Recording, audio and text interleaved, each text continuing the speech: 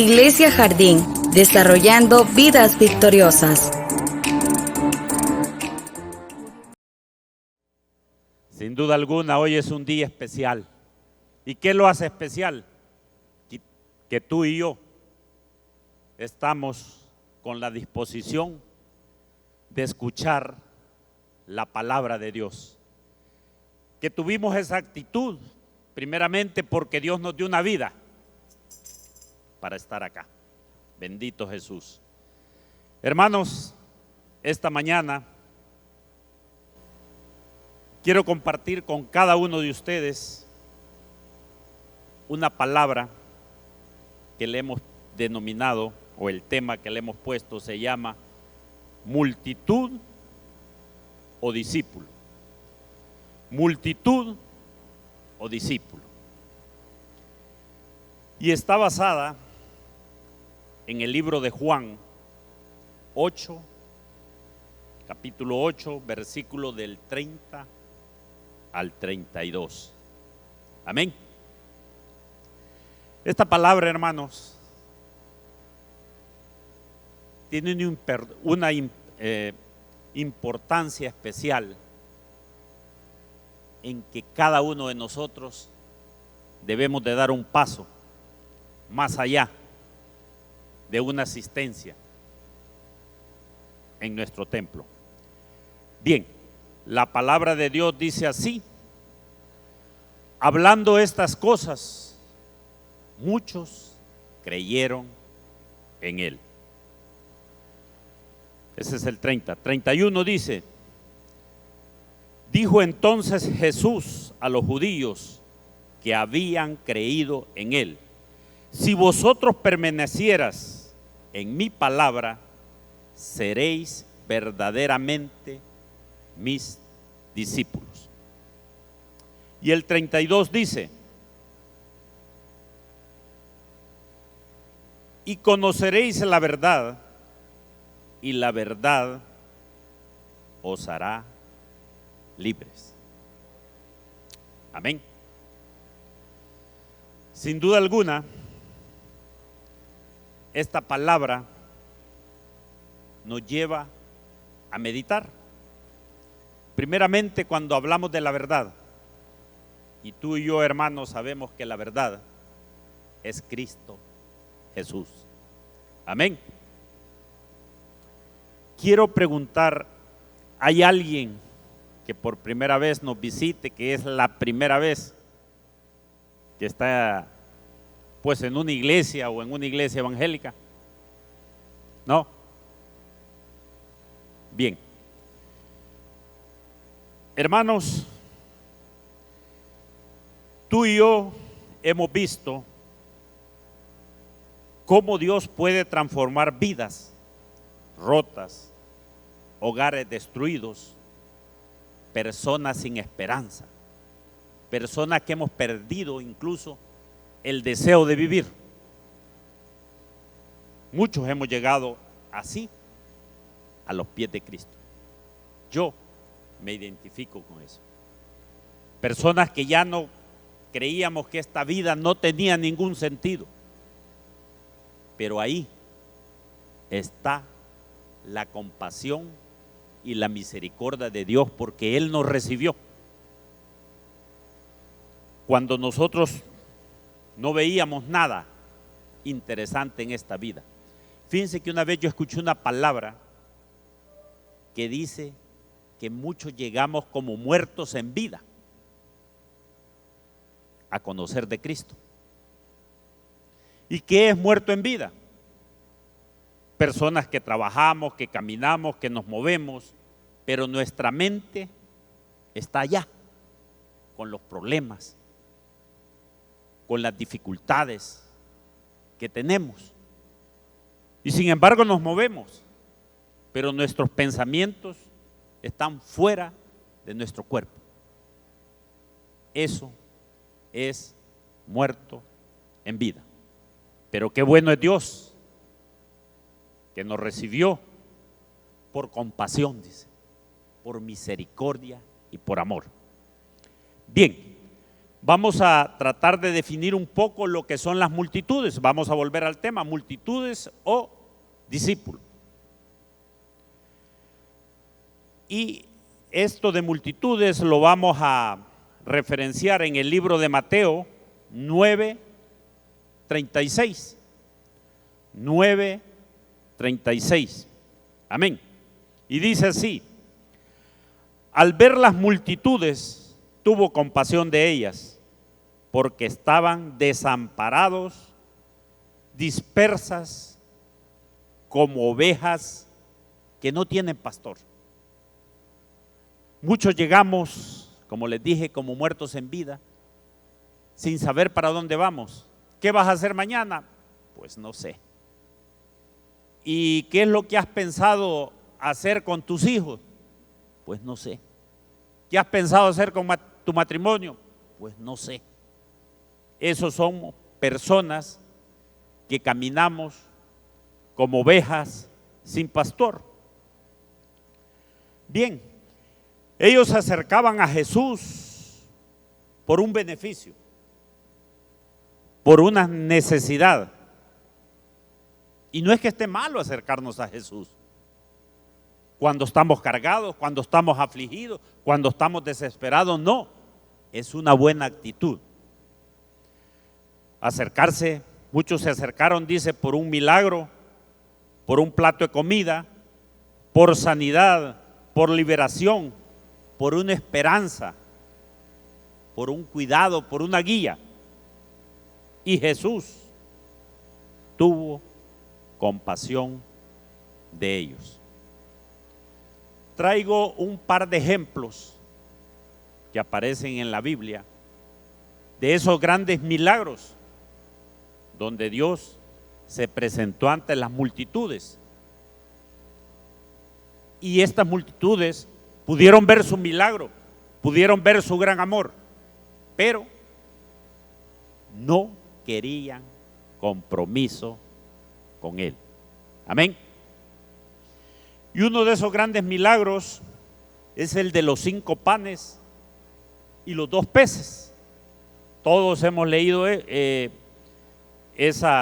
pasaje de la Biblia que está en Juan 6:1-14, pero hoy no lo vamos a leer, solo vamos a hacer una referencia de lo que dice. Solo habían 5 panes y 2 peces. Y Dios dice que le dio de comer a una gran multitud, 5,000 hombres, habían mujeres, más niños, una gran cantidad. Y hasta sobró para llevar. Y las multitudes se saciaron y las multitudes quedaron sorprendidas ante ese poder del Dios. Bien, quizás no se maravillaron de la grandeza de Él, sino que saciaron su estómago, que estaban satisfechos, que habían disfrutado de una comida.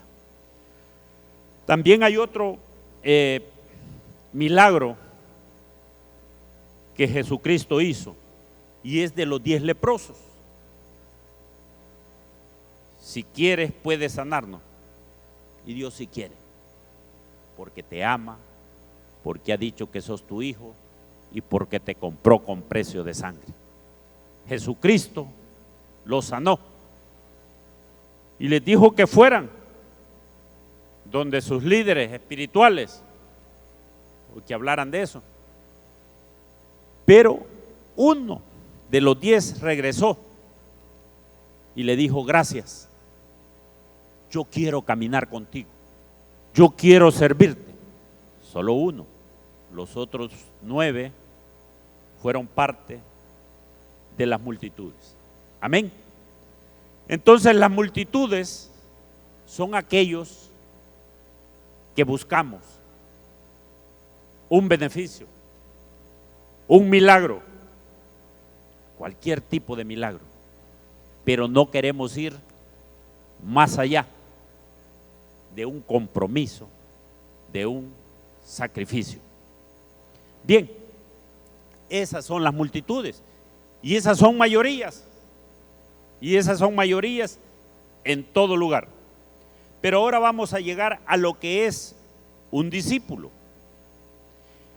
Y traemos como referencia el libro de Lucas 14, 27. Lucas 14, 27. Y el que no lleva su cruz y viene en pos de mí, no puede ser mi discípulo. Eso dice Jesucristo. Jesucristo habla de la cruz. Cuando nosotros nos hablan de la cruz, recordamos aquel sacrificio que Dios hizo cuando fue crucificado. Pero esta cruz de la que Cristo nos habla es un sacrificio por el prójimo. La cruz es la disposición de enfrentar sufrimientos, sacrificios, maltrato, renunciar a uno mismo y estar dispuesto a enfrentar dificultades. Esto es lo que la multitud no quiere hacer. Un sacrificio, hablar de Cristo. Hermanos, yo quiero comentarles que cuando yo empecé a hablar de Cristo en mi familia, se me marginó. No estoy hablando de mi esposa, mis hijas, porque mi esposa ya conocía de Cristo. Y mis hijas, por misericordia de Dios, un día acepté que fuera a un colegio cristiano, pero yo no quería saber de Dios. Pero cuando yo empecé a hablarle a mis hermanos, a los parientes, como decimos en buen salvadoreño, ellos me empezaron a ver como que yo era raro. Hubo un pariente que fue más allá y me dijo: si querés seguir hablando de Dios, cámbiate el apellido, porque el apellido que tenés, nunca ha habido alguien que ande con esos disparates. Ese es el sacrificio, esa es la cruz que Dios nos habla en este versículo, de hacer sacrificio, de recibir maltrato. Sí, muchos me marginaron, pero esa es la bendición de Dios.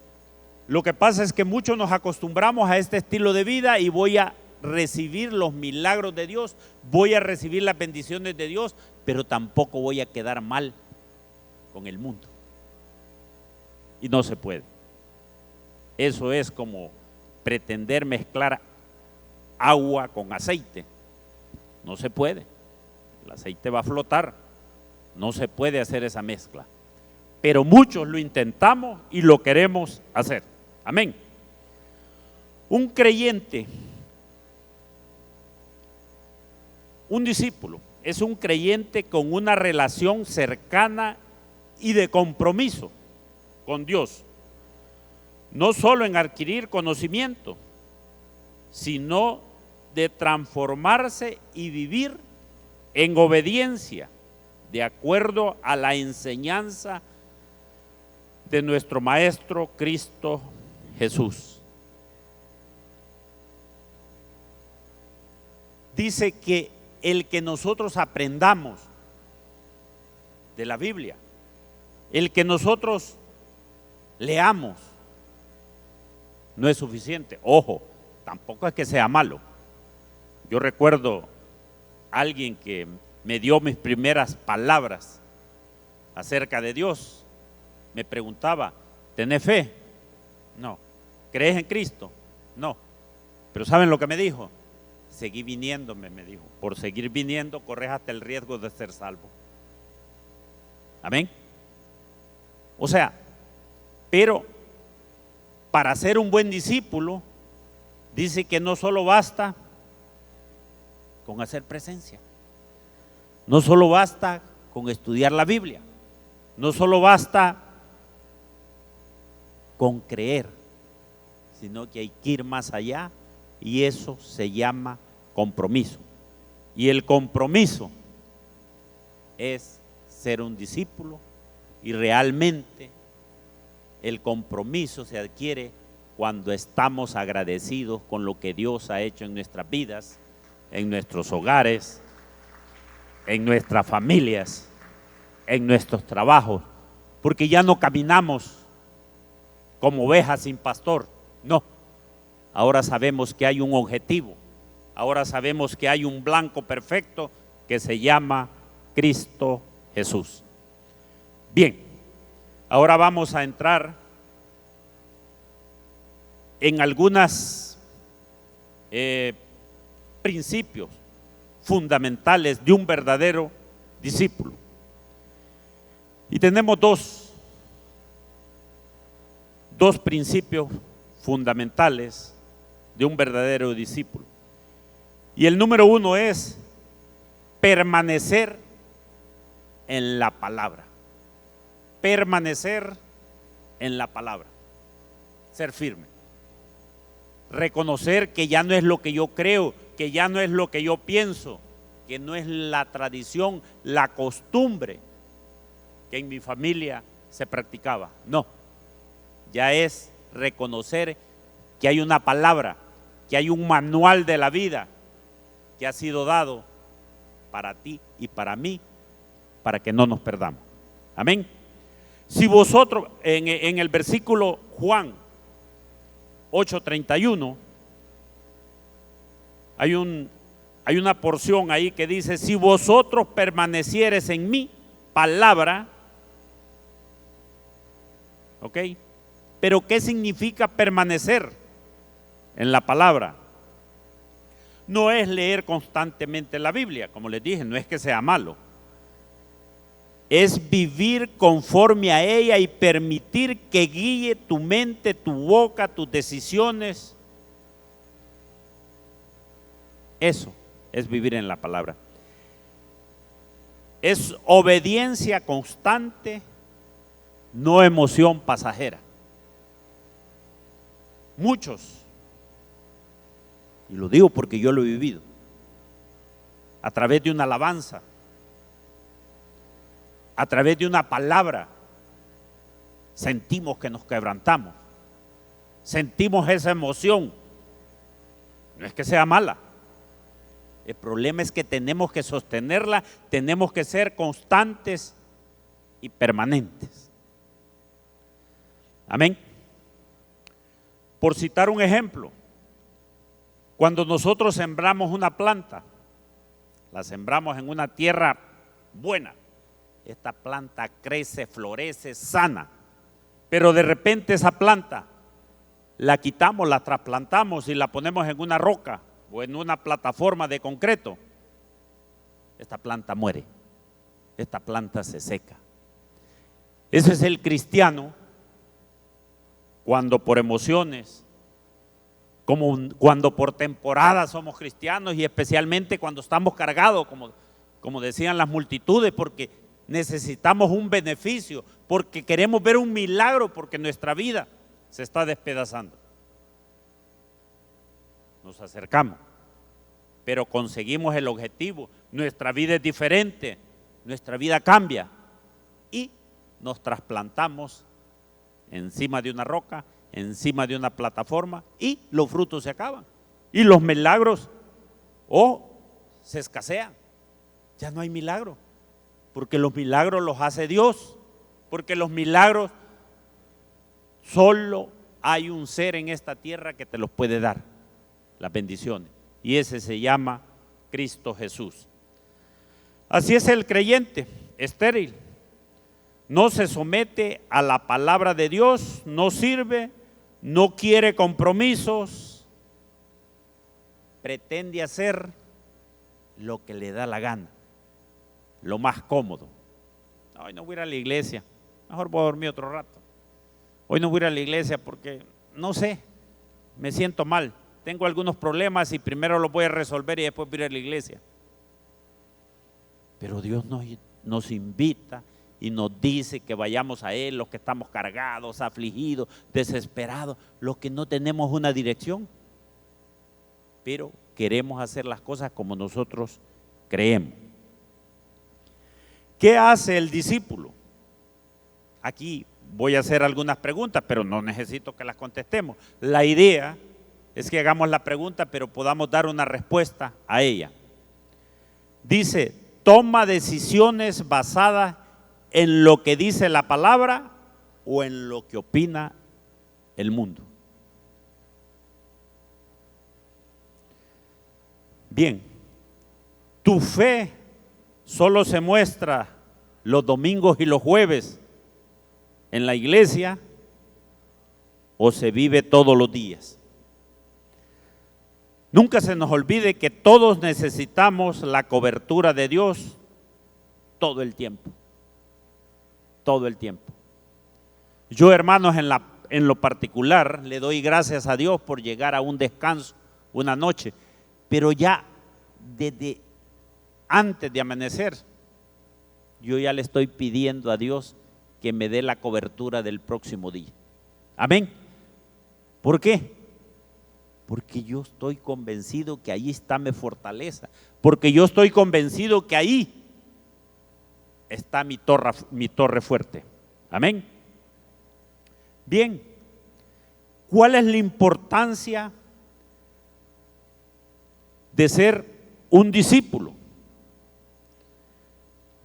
Sin permanencia y obediencia no hay discípulo verdadero.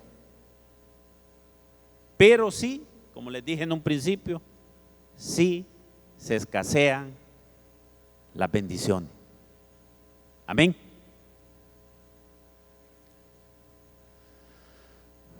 Aquí tenemos, en un principio les dije que esta es la segunda característica de un discípulo, y es conocer la verdad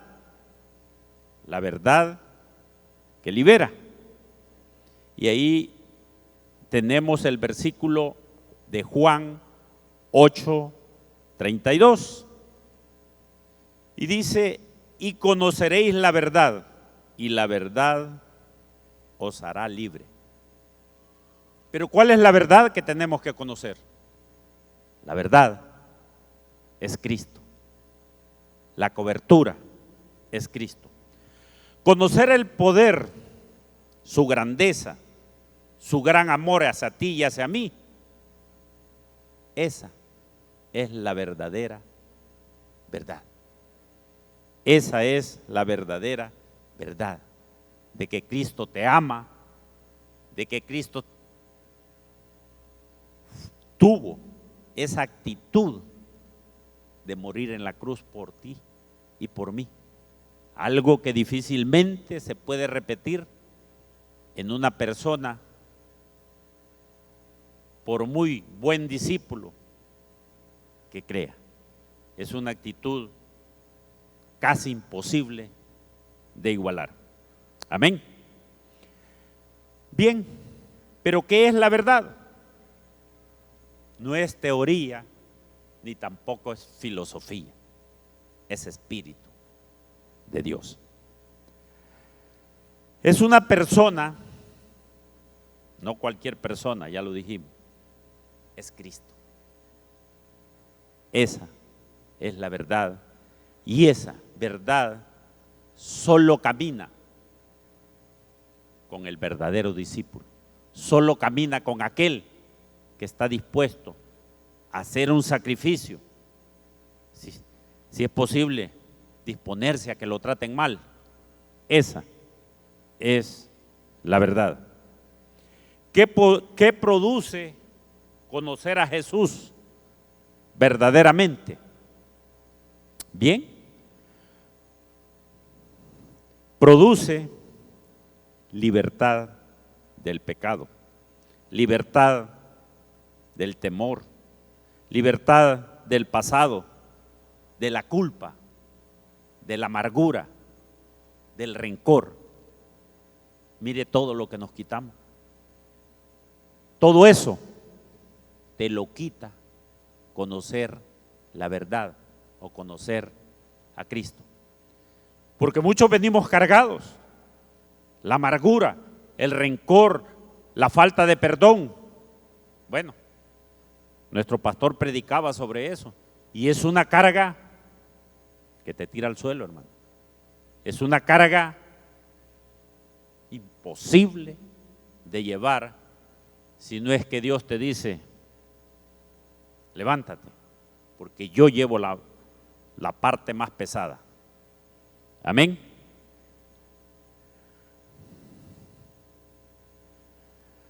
Bueno, qué maravilloso es cuando dice Dios que te va a liberar de todas tus malas costumbres y de los vicios. Muchos fuimos liberados de vicios, de malas costumbres, de esas tradiciones que creíamos que no se podían quitar porque era la herencia que nos dejó la familia. Pero no, Cristo te dice que hay caminos mejores y ese camino permanente y constante, Dios lo pone cuando renunciamos a todas esas malas costumbres. Uno de los problemas comunes es, muchos asistimos a la iglesia, pero no hemos sido verdaderamente liberados, porque no hemos conocido profundamente a Jesús, porque no hemos entendido aquel versículo precioso, Juan 3:16. Yo creo que ese todos lo sabemos de memoria, porque dice que de tal manera amó Dios al mundo, porque de tal manera amó Dios al mundo que ha dado a su Hijo unigénito, para que todo aquel que en él crea no se pierda, mas tenga vida eterna. Es un gran paquete, va. Es un combo, como dicen los hipotes de hoy día, que satisface hasta la mente, hasta el corazón más duro que puede existir. Amén. Porque sin duda alguna, aquí en este versículo, Dios está revelando el precio que pagó por ti y por mí. Precio de sangre en la cruz. Hay otras preguntas que dicen: ¿estás agradecido con Dios? ¿Eres libre? ¿O todavía guardas rencor? ¿Todavía hay tristeza en tu corazón? ¿Hay ansiedad? ¿Todavía hay resentimiento? ¿Enfermedades del alma? ¿Conoces a Jesús de oídos? ¿O has permanecido con Él? Cuando nosotros llegamos a esta parte de esta reflexión, hay tres palabras que suenan en nuestras vidas como verdaderos creyentes y evangélicos. Y la primera es cristiano. Fíjense que las multitudes son cristianas porque creyeron en Cristo y vieron los milagros que Cristo hizo. Amén. Son cristianos. Y aparece el otro, el creyente. El creyente es aquella persona disciplinada, aquella persona que se somete, pero ojo, no necesariamente puede ser creyente de Cristo. Amén. Puede mostrar su fidelidad a otra persona que no es Cristo. Y nosotros conocemos multitudes de denominaciones, otros dioses y todo eso. Y muchas personas son creyentes de ellos y dan hasta la vida por ellos. Amén. Bien, pero vayamos al evangélico. Ese evangélico es el verdadero discípulo. Porque el evangélico tiene que ser cristiano, tiene que ser creyente, pero en Cristo, no en otros dioses. Y aparte de ello, es la persona idónea para hablar de Cristo, para evangelizar al creyente y al cristiano. Entonces, esta mañana, sin duda alguna, tú y yo tenemos que decir que somos cristianos. ¿Pero por qué? porque hemos cumplido todos esos requisitos que la palabra de Dios nos manda. Bien, ya para ir aterrizando, como conclusión podemos decir que Dios no busca asistentes de domingo, jueves o cualquier evento religioso, sino discípulos verdaderos que hablen del poder de Dios. No se trata de cuánto sabes, sino de cuánto permaneces en el servicio. No se trata de cuánto memorizas la palabra de Dios, sino cuánto obedeces. Cuando te mandan en una misión, cuando te mandan a discipular, cuando te mandan a servir a una casa de conexión, como líder, como anfitrión o como supervisor o parte de un grupo de conexión. Pero es más maravilloso cuando tú te ofreces y vas allá al módulo de información y preguntas: yo vivo, por decir, en la Río Grande, ¿dónde hay un grupo de conexión que yo pudiera servir? Ese es el verdadero discípulo.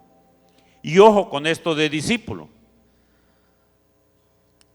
Fíjese que no es que diga, muchos decimos, es que yo no tengo el don para hablar de Dios. Pero Dios ha tenido la misericordia y ha puesto milagros y ha puesto restauración en tu hogar, ha puesto restauración en tus negocios. Hay agradecimiento. Una cosa es el don. Voy a citar un ejemplo. Aquí el Ministerio de Alabanzas. Ellos tienen el don. Y es bueno el don. Claro, porque ya tienes un principio para hacer las cosas bien. Pero el servicio, cuando tú lo haces, está por encima del don, porque estás obedeciendo el mandato que Dios te ha dado. Amén. Bien, no se trata de si fuiste emocionalmente, si te emocionas en el culto, si sentís una gran pasión. No es suficiente eso. Ni cuán firme es tu obediencia cuando puedes servir. Eso es lo importante. Tu obediencia. Si aquí están diciendo, mire, necesitamos servidores en el parqueo, es que ya hace mucho sol. Ahí no me gusta. Necesitamos servidores allá en Salacuna. Esos niños son especiales. Yo veo a esas hermanas y las bendigo en el nombre de Dios, porque hay unos niños, yo no sé cómo hacen, si tienen alguna pastillita, pero de repente están tranquilos. Ese servicio, eso es amor por las almas. Eso es gratitud por lo que Dios ya hizo en nuestras vidas. Amén.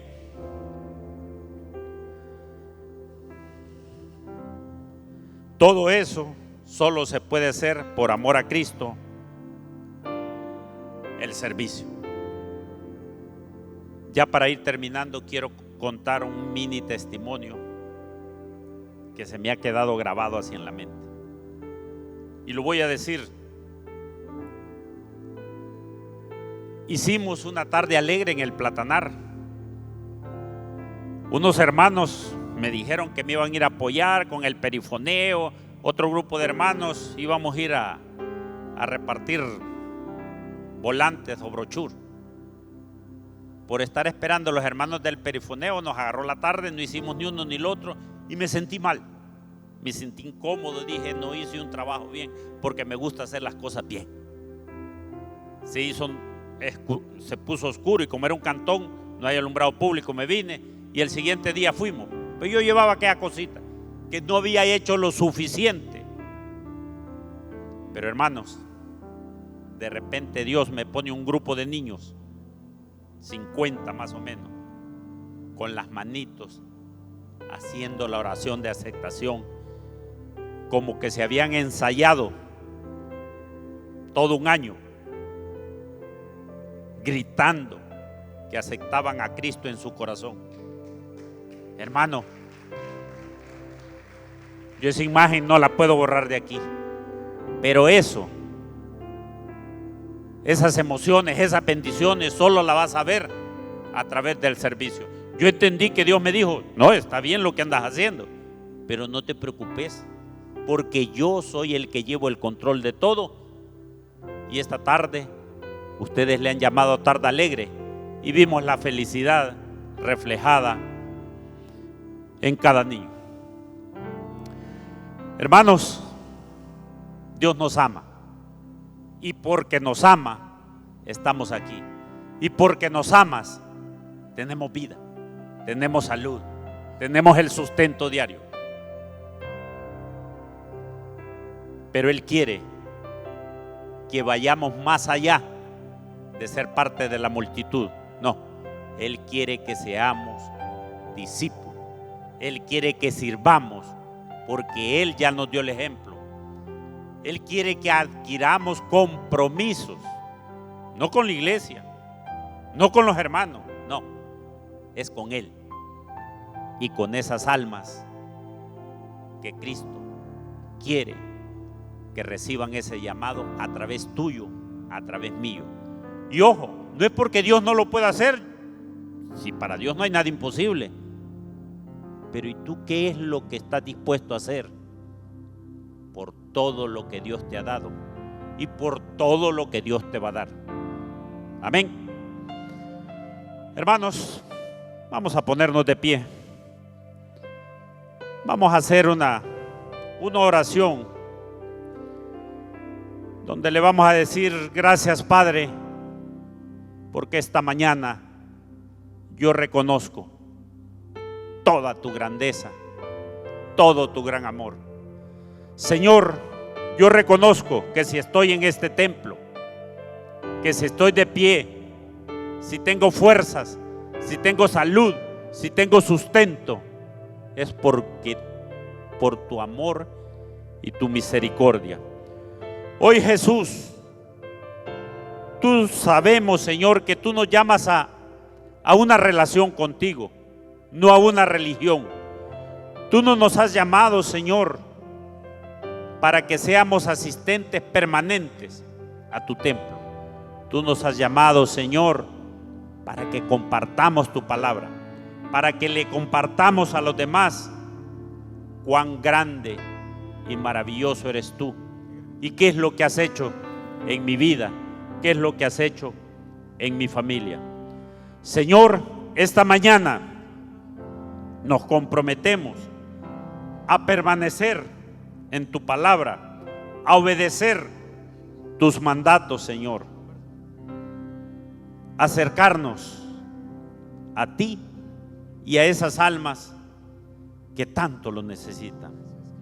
Señor, sabemos que tú nos has hecho libres, que tú nos has dado gracia, y es por eso, Padre bendito, que esta mañana te pedimos, Señor, que tu gracia no se aparte de cada uno de nosotros, y que esa gracia la podamos reflejar a aquellos que tanto lo necesitan. Gracias, Jesús. Gracias, Padre, porque reconocemos que tú eres el Dios Todopoderoso, porque sabemos que hasta aquí tú nos has ayudado, porque reconocemos que tú eres bueno, que tú eres fiel y que para siempre son tus misericordias. Bendice tu iglesia, Señor. Bendice a cada familia aquí representada. Bendice a esta familia pastoral, Señor, que se esfuerza, que se sacrifica cada día para que tus palabras sean predicadas con denuedo, con poder, con la autoridad que tu Espíritu Santo les da. Bendito Jesús, bendito Jesús. Amén y amén.